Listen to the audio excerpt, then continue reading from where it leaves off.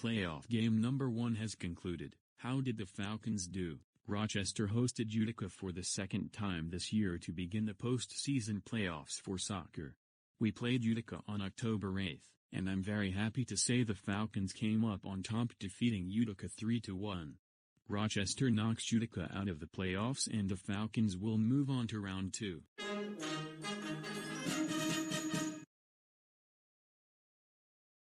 With Rochester defeating Utica, we can add another win to our record. The Falcons have 9 wins, 5 losses and 4 ties. Now let's move on to the info for the next soccer game of the playoffs.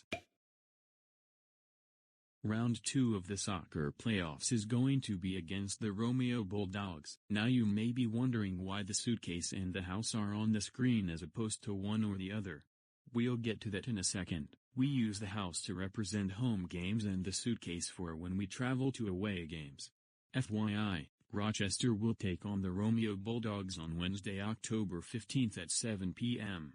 The Bulldogs enter the matchup with 13 wins, 1 loss and 6 ties. This will be a tough matchup, but if the Falcons can take them down, then we are bound to make it somewhere much further in the playoffs. Now for the game location, this is where it gets interesting. So pay attention to this. For round 2 of the playoffs, the game will be a neutral site. However, the neutral site ends up being Rochester High School. Ironically, it's not so neutral. Rochester High School is being held as a neutral site.